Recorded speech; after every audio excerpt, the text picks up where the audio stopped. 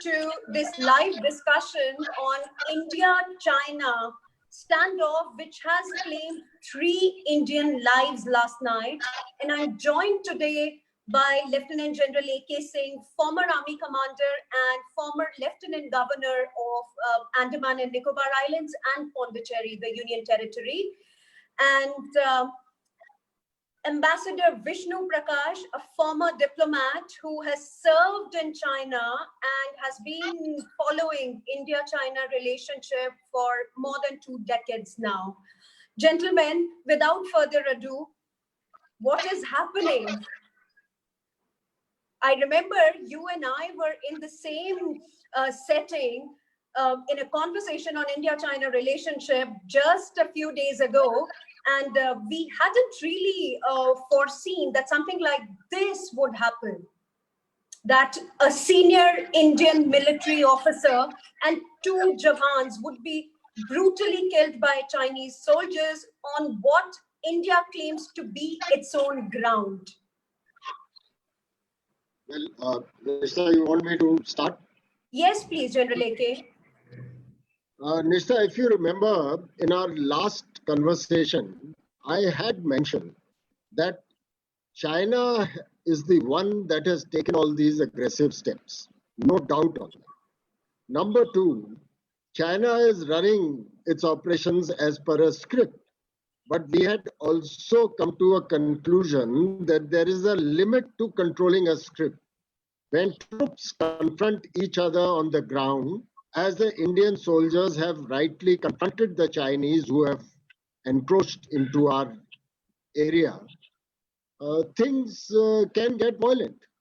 And initial reports that are coming in from the Indian Army, from Galwan side, is that the Indian contingent of the commanding officer and some soldiers, 15-20 soldiers, was still on their side. They were just there to ensure that the Chinese moved back as had been decided in a number of meetings that had preceded this. And while the Chinese soldiers, it is believed, started moving back in a turnabout, they came and again assaulted the Indian side. And obviously, once they assaulted, the Indian troops also retaliated. There have been casualties. It's a sad loss. We lost a commanding officer and 2 JCO stroke Jawans. There have been fatalities on the Chinese side as well. And but we're injuries not on sure both as yet, General A.K. There has been no Yes. confirmation from the Chinese side as yet. Yes, the Chinese side there is some vague link coming out of Hong Kong, which is quoting some Indian source. So I don't think we should. The Chinese Global Times, I just saw a tweet from there. They haven't accepted any casualties. Obviously, as part of their PSYOPs, they have blamed the Indian side for crossing the line of actual control, whereas we are all aware it's the Chinese who had come in. And let me also add that the situation is delicate, it is volatile, and troops on the ground, anything can happen. Though I feel that saner heads should prevail on both sides. Saner heads, Ambassador Vishnu Prakash, now comes in diplomacy. Because clearly the situation has gone out of control as these developments suggest. So what do you have to say here, Ambassador Prakash? Where have we gone wrong? There is this complete breakdown. It seems to almost everyone between the bilateral, between the 2 countries when it comes to bilateral ties. Nishta, first things first.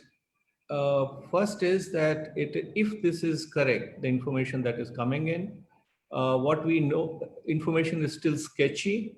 So I'll be very, very careful in drawing any conclusions.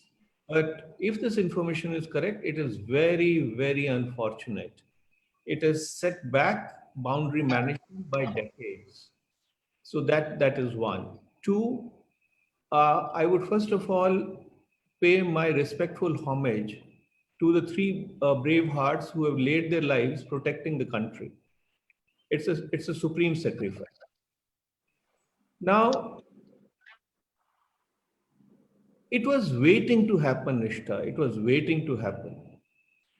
when you have a buildup of the kind that the Chinese side engaged in, coming in numbers with heavy equipment, setting up semi-permanent facilities, eyeball to eyeball, fist fights, the timing, the aggression, the scale. I mean, these are not normal things to be done. It has never happened before. Also, there is something that I find amiss in the narrative, that they were disengaging and Indian troops then came and, according to the Chinese side. And by the way, Chinese narrative is Chinese narrative is Chinese narrative. I mean, I don't give it much credence, but just for the sake of argument, why on earth would Indian troops or Indian soldiers or a commanding officer interrupt a withdrawal process? Why will they try to assault the Chinese when they are disengaging? I mean, there's something amiss here. But, Absolutely. but what we do know is that the whole aggression, and I have no choice but to call it an aggression, the standoff, had the blessings from the very top in Beijing. And things do not happen of this kind unless there is some kind of a premeditated thing. Although in times of conflict, unforeseen developments happen. But we were not in a hot conflict. And this kind of an incident, which had not happened for 30 years plus, should not have happened. But having said that, I would like to wait for the details, establish the facts, and comment on it further. Ambassador Vishnu Prakash, I wanted to ask you one more thing, because we have details that the Chinese side has registered a complaint that our soldiers went and crossed the LAC, and that led to a skirmish, and they assaulted the Chinese troops. We, as of moment, we don't seem to have lodged any such complaint. Why the delay? Why are the Chinese always more proactive? Proactive or guilty complex? I mean, I leave you and your viewers to decide on that. Standard Chinese tactics, blame the opponent. Because after all, the Middle Kingdom does not do anything wrong, right? They epitomize peace, they epitomize friendship. They play a quote unquote very constructive role. So how can they do anything wrong? I mean, that narrative is expected. Has China ever admitted to doing anything wrong? Even the coronavirus was, they want the world to commend them for saving the world from the rigors of coronavirus. I rest my case. Right. General AK, my question to you is, as you said that there is only a limit to which the narrative can be designed on top, but it would actually play out on the ground, and the players would be the ground soldiers who are actually manning the LAC. Yeah. So what I want to understand here, General AK, largely, is do you see that there may be a sort of I wouldn't say confusion, but in a way, could there be a disjointed approach in that scenario? Because seeing your brothers, seeing your brother dying like this in such a brutal manner, does not inspire confidence in troops, and they get angry. No, Nishtha, I would disagree there. I don't think there is any disjointedness or lack of clarity in how the Indian Army is approaching this. I read a statement yesterday and today of the political hierarchy and also the army hierarchy saying that it's up to the army to take action as it deems fit. I think consultations have taken place at the higher level, but the ball now clearly is at the operational and tactical level. That is Northern Army commander flowing downwards right to the battalion commander who was there. And while this may not yet be a hot war situation, but let's admit things are ratcheting up. And China has to realize that India will stand firm on the ground. I have no doubt in my mind. They had the first movers advantage. They came in at certain places. But once we took cognizance, and that we can debate whether we took cognizance in time or not. But at the moment, we have taken cognizance and we are firm in confronting them where they have come in. And I think even in talks, our bottom line is clear that China, where it has been the aggressor and has moved into our area, has to go back. I don't think we are in a great hurry to de-escalate on any other terms than for the Chinese to roll back. And on the ground, the Indian Army has adequate wherewithal, battle-hardened troops, and good morale to do this. I think it is very unfortunate. I obviously salute the commanding officer and two boys we lost there. But I'm sure the Chinese would realize sooner than later that the Indian Army of 2020 is of a different metal, and the circumstances and environment are different. But let me point out to one very significant thing. Over the last 20-25 years, Nishtha, a CBM architecture had been very deliberately built in by both sides, with guidance from the political level and the military, both sides, the PLA and the Indian Army, adhering to these CBMs. With the kind of incidents that China has been instigating on the ground, starting with 2013, 14, Chumar, Depsang, Doklam, and now this, I think we can almost come to a conclusion that that architecture of CBMs has frayed completely, and it will take a lot to restore this confidence. And China has to do some soul searching. Is that the direction in which they are heading, or they want to head, where India has shown adequate amount of consideration for China? But the Chinese seem to be taking advantage of our confrontation, of a sort of consideration. So we have no choice. So we will confront them now. And I think you will see it on the ground. Right. Ambassador Vishnu Prakash, my next question to you is, this unfortunate incident has preceded an important bilateral meeting between S. Jaishankar, our External Affairs Minister, and his Chinese counterpart. Now, what is going to be on the table? Sorry, what is going to be on? What's going to be on the table now?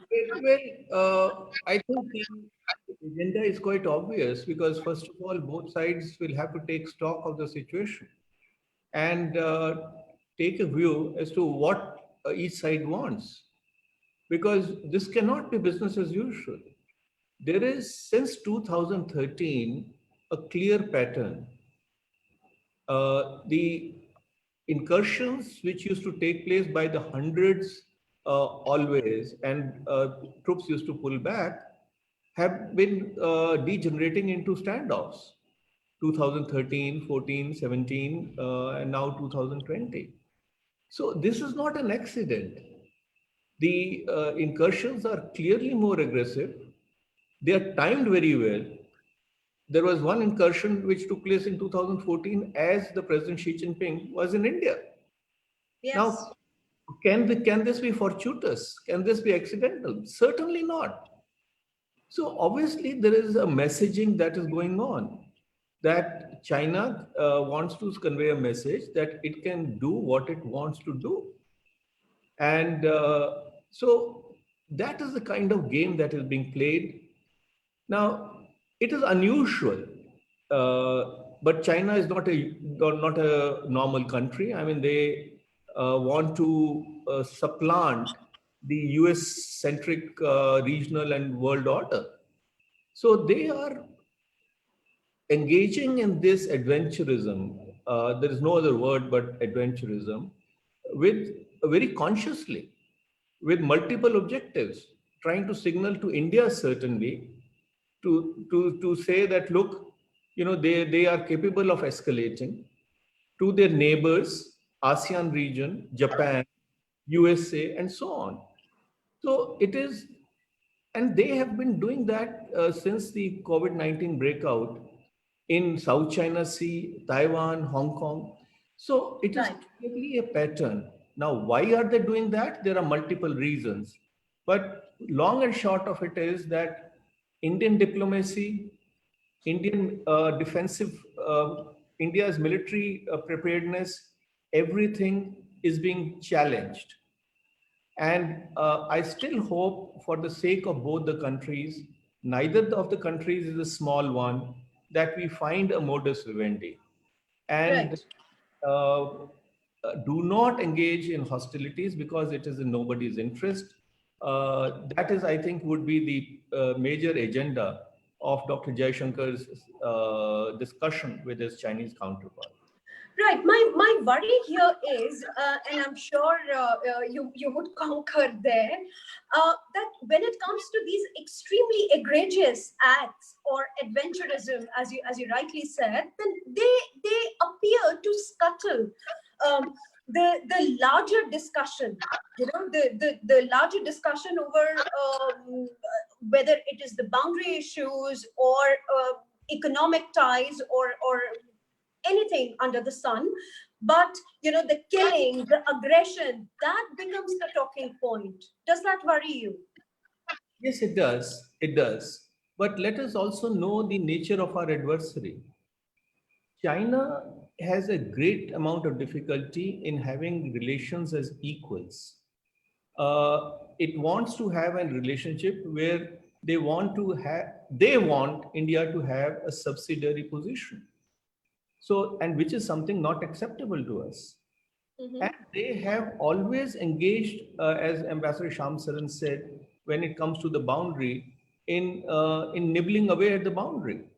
Yes. There are enough indications that they have encroached upon and refused to give up at least some parts of Indian territory. I don't know how much, and I will not speculate. Another two comments here, very briefly. One strategic expert, mentioned how China's policy is basically two steps forward and one step back. You take two steps forward, you grab what you want to grab, and then say, look, we are very reasonable people, look, we are pulling back. Yeah. But change the perception.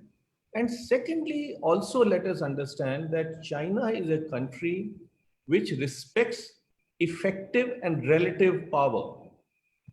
They will test you, they will provoke you, they will needle you. And that is how big powers behave, and China is a big power. The only thing is that totalitarian regimes at times go wrong when they underestimate the opponent. I hope they do factor in that India is not a pushover, but and I really hope that things can be worked out, because let me again repeat that we do not want hostilities, and hopefully China does not. General AK, what Ambassador Vishnu Prakash just said about nibbling away, quoting Ambassador Shyam Saran, nibbling away the boundary, and Dr. Shashi Tharoor used this very interesting analogy called the salami slicing of the boundary. Now, bit by bit, and the Chinese can also put up this facade of being reasonable when they take one step back. How does the army, which, you know, and as an establishment and at an individual level, at the corps commander level, how do they view this sort of aggression behind this veneer of reasonable behavior? Well, Nishta, let me say the army has a role to perform. And I feel that there is no doubt in our minds, I'm saying the serving army's mind, as to what their role entails.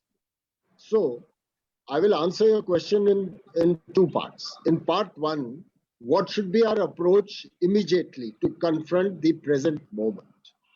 And secondly, how should we look at the long term? Well, presently, I think there is no choice. The decision has been forced on us by the Chinese, moving it across our territory at a number of places. And there is no doubt in my mind that the operational level and tactical commanders have their task cut out. They have the backing not only of the armed forces, but of the nation. And I'm sure they will take the necessary steps as the tactical and operational situation there demands. There's no point on this at this time to go into the details of what they should do, nor is it our task. I think there are very competent people, a lot of experience sitting there and in the hierarchy. So I think India will confront them very, very firmly and also aggressively now, because I think the Chinese need to be given a message that they cannot, at their will and their time of choosing, keep doing all this. That there is a price that they will have to pay if they persist with this kind of behavior, which is totally against the architecture of the CBMs that have been built up over 25 years. Now, coming to the long term, I have always held this conviction, and I have written on it also, that there is no substitute but to build up our power, comprehensive national power. But let me just talk of the armed forces. We have to understand that Pakistan has taken away too much of our focus, and we have not focused in the perspective sense on China adequately. I think now it should be clear to all our policy planners and leaders that there is no shortcut but to invest in building up our power. I'm not saying that there is not sufficient power, but we need to build up optimum power so that China understands us in a better manner. And I think whatever is required in terms of budgetary support and other things, the government and the armed forces must undertake that. There is no doubt on this issue. Right. Ambassador Vishnu Prakash, another quick question. So this, this unfortunate incident from Ladakh comes, immediately on the heels of firings by Nepal on Indo-Nepal border, where again we sustained casualties, fatal as well as non-fatal. Now, Nepal and China, there seems to be a nexus happening there, and this nexus does not restrict itself at the moment only at a diplomatic level. It has moved to armed confrontation. Well, Nishta, I don't think that I can draw a linkage between the unfortunate development in along the India-Nepal border, where two of our people were killed because of the firing.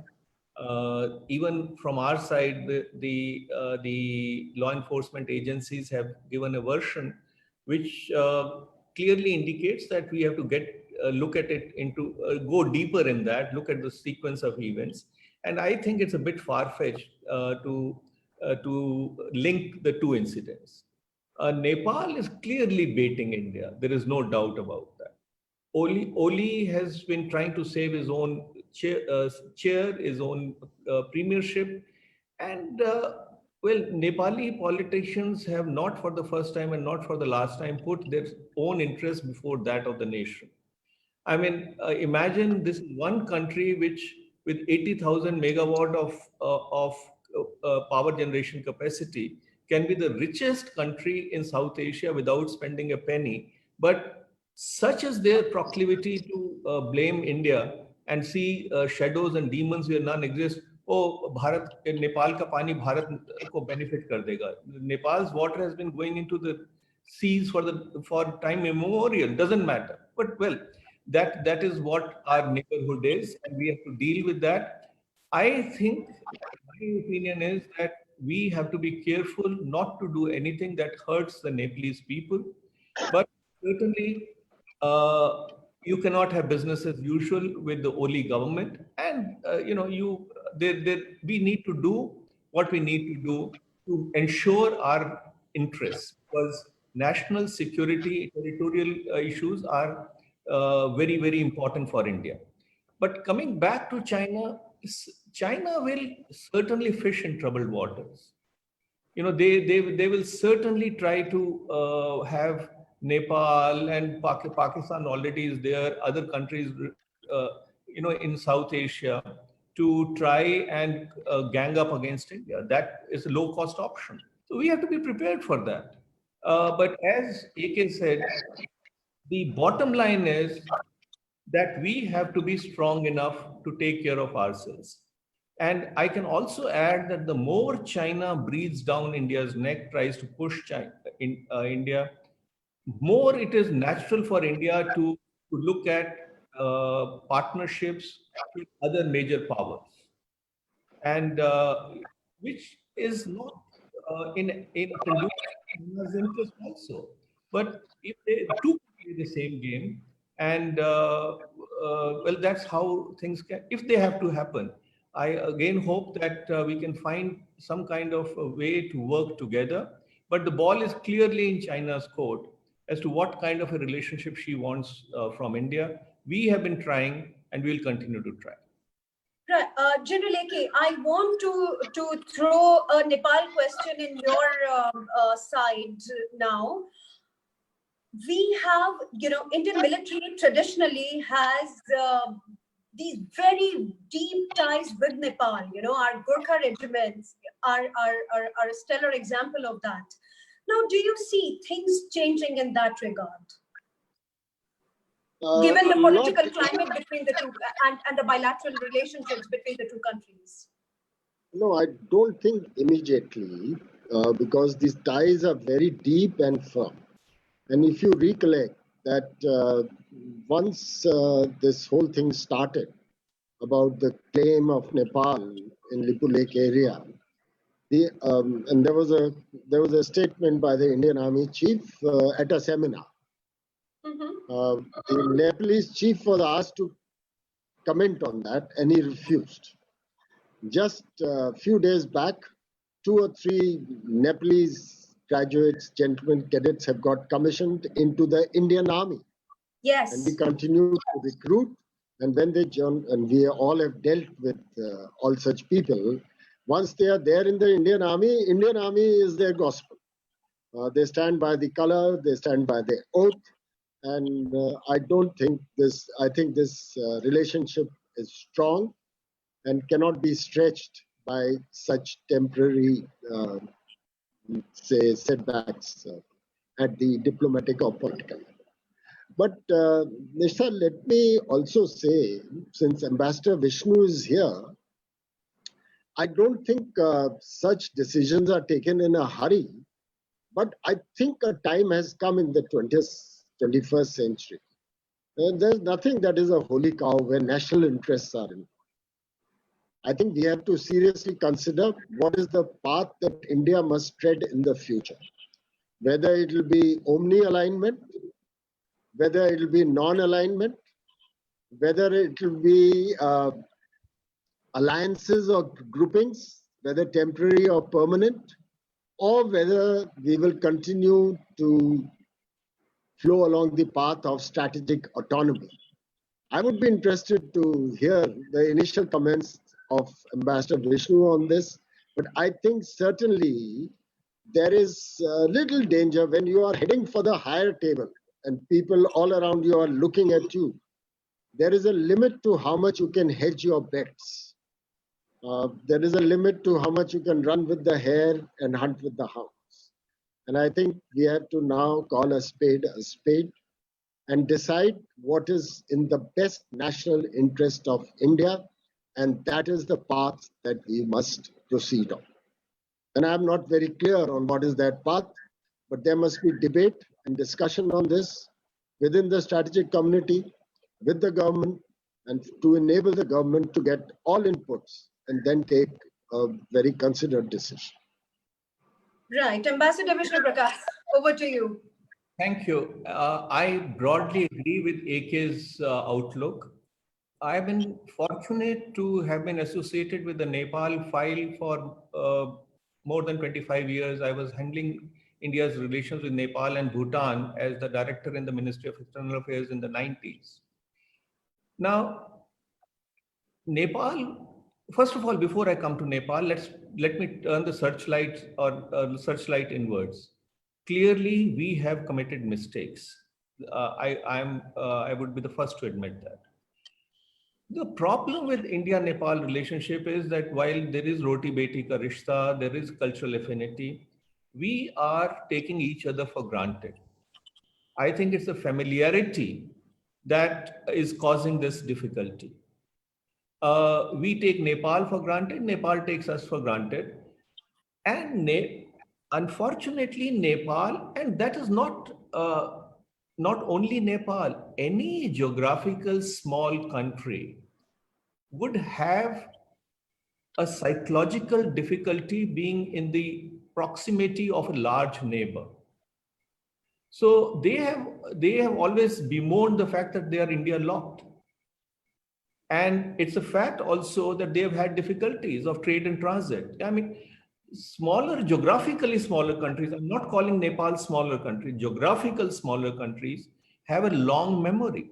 Anything that goes wrong is taken as an affront. So Nepal has always done that. They have always played the China card. They have always baited India. They have tried to extract things from India or China. And of late, under the Communist Party, they have clearly been tilting towards China. Now, it takes two to tango, Nishta. Question that Right. AK raised is very right. Does the 1950 Treaty of Friendship still hold? They bristle at the mention of a special relationship. They say, "Hamara koi special relationship nahi hai." So why do we want a special relationship? They want national treatment for their own people, but they create problems for each and every Indian investment, for example. There is that there is a sense of discrimination but yet they want to have the cake and eat it also. I can also say on this channel is that in earlier times when we said they talked about the 1950 treaty and we said, okay, come and discuss this, they would not. So it is time to adjust the treaty. If they do not want to open borders, so be it. If they do not want national treatment, so be it. But we cannot be taken for granted, nor should we take Nepal for granted. It's a sovereign country. It's a very proud country. The valley may have anti-India feelings. Large segments of the Nepalese population has favorable opinion about India. We will deal with the people of Nepal. Right. I am looking at some of the comments that have been posted on our Facebook page under this event, and many of our Pakistani friends have decided to to express their opinion where India-China skirmish is happening, and they're saying, okay, now do you want to do a surgical strike on China? It's obviously baiting. Now, why does Pakistan get so excited whenever there is a skirmish or there is a tension between India and China? General AK, you go first. Nishta, I won't look at Pakistan that seriously because they have to first set their own house in order. And I think the writing is on the wall for Pakistan. Either they learn to live in peace with India, but if they continue on the path that they have chosen and are so doing for last so many decades, I can only see ruin for them in the future. Now, as far as China-Pakistan relationship is concerned, obviously the Pakistanis also know it in the heart of heart, the Chinese are using them. They are using them to box in India. But India is too big a country to be boxed in like this. And as far as surgical strikes are concerned, the surgical strike that was done on Pakistan conveyed a message. I think that message went home. And as far as China is concerned, the Indian army is fully prepared. The Indian army is fully prepared. We will give it back as good as we get. We are not warmongers. India is by nature, and so the Indian army is, we are a peaceful nation. Especially with our neighbors, we would like to live in peace. But that doesn't give anybody the liberty to threaten us or to be aggressive, expecting that we will not react. And as far as the Chinese present situation is concerned, I said this earlier, I hope Sena Council prevails, especially in China, and they stop doing what they have been doing. Otherwise, the escalation matrix, we are already now ratcheting up on the escalation matrix. The escalation matrix can at some time go out of control. I am sure that there are enough responsible people on both sides who will ensure that this doesn't happen. But the risk is always there on the ground. Right. Ambassador Vishnu Prakash, Pakistan, and everybody who's commenting on our page right now from Pakistan. Well, I wish the Pakistani people well. We have nothing against the Pakistani people. Prime Minister Vajpayee, when he went to Pakistan from Minare, Pakistan, he said that. We have been again and again, we have been the initiator of a dialogue. And I don't want to go into history. Every time India has initiated a dialogue, there have been untoward incidents generated. Now, Pakistan, unfortunately, has been cutting its nose to spite the face. They've lost half of the country. The other half of the country that obtains is already up in arms. Their economy is tanking. They are in the throes of various crises, but they don't wake up. Their compulsive hostility towards India is so deeply ingrained that the deep state keeps on baiting India. And, unfortunately, when they say that they have been used by USA, by China, by not China, but USA, etc., my question is, who has allowed them to be used? Why did they allow themselves to be used? Because they've always been the cat's paw. And Pakistan's identity is not India. So because for Pakistan, the world was invented on the 14th of August, 1947. So they need to get out of this hostile mindset. We have a vision for South Asia.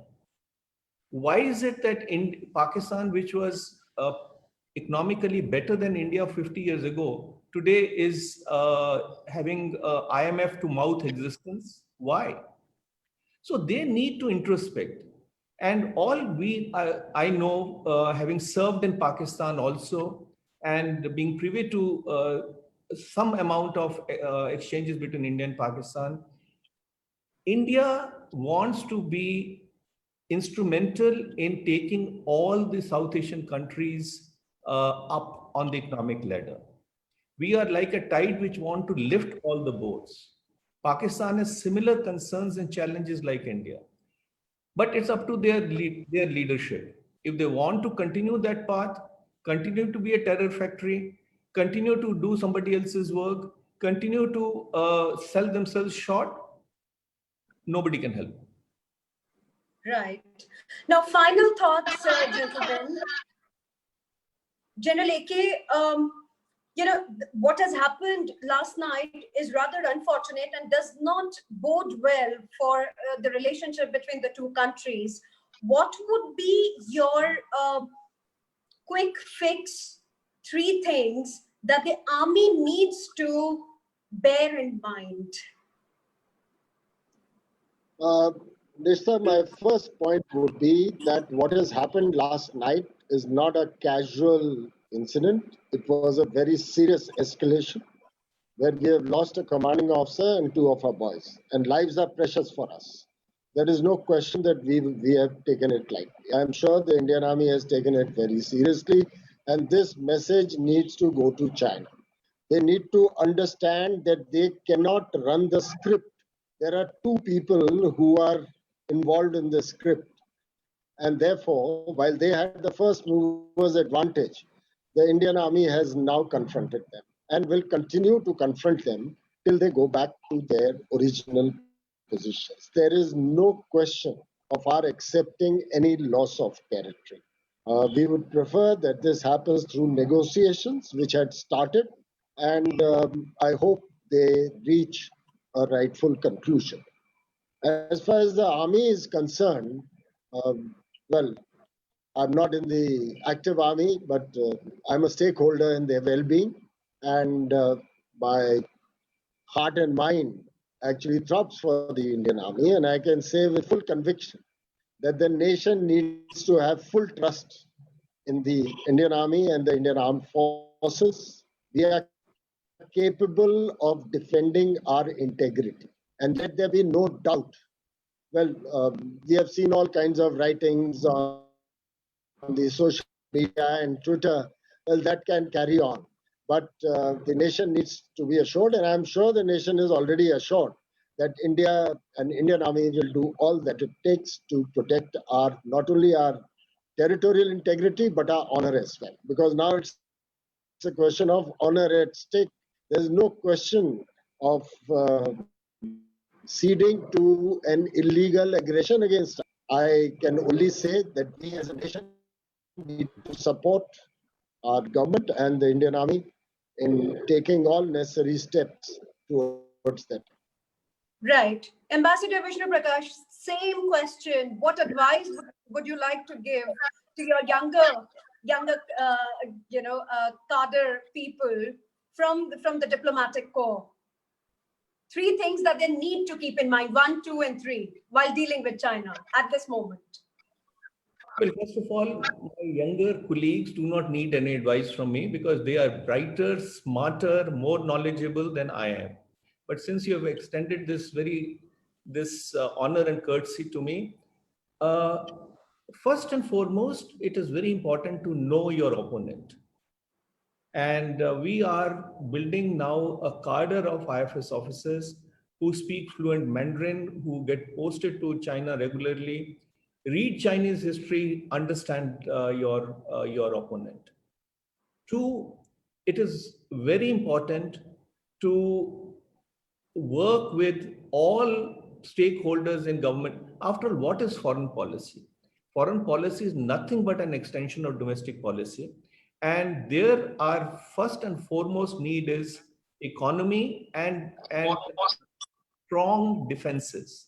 So we have to work with all stakeholders, especially our armed forces, other departments, to make sure that India's defenses are secure, India's defenses are strong. And thirdly, we will continue to do what we do best, leverage with other countries, fly the Indian flag with pride. Today, the world wants a stake in the growth and prosperity of India because India is not a power that threatens anybody, and we should continue doing that. Right. Thank you so much. With a lot of wise words from both of you, I really hope and pray, though. Sorry, yes, generally you were saying something. I just want to, one parting thought that I wish to leave with all our viewers, and that is, let there be no doubt in our mind that we need to be fully prepared. Whether you call China a competitor, a long-term challenge, a long-term threat, whatever you may like to call, but we need to build up our capabilities to an optimum level against China. We do not threaten anyone, but let there be clarity on the opponent's mind also that we have all the wherewithal. And wherever there are shortcomings, this is the time to take stock and build it up on pride. AK, this is a serious breach of protocol because the last word is always with the diplomat, and you have breached the protocol. I forgive you. Thank you, Nishtha. Thank you, AK. Please go ahead. Thank you very much, gentlemen. And this has been a fabulous discussion, and I really hope that nothing untoward happens between the two countries, and China respects India's territorial integrity and does not indulge in any further adventurism. And I hope both our soldiers and our people in the diplomatic corps handle this issue with due sensitivity and senses. Thank you. Thank you very much. Thank you God for bless. being with us on this discussion. Thanks.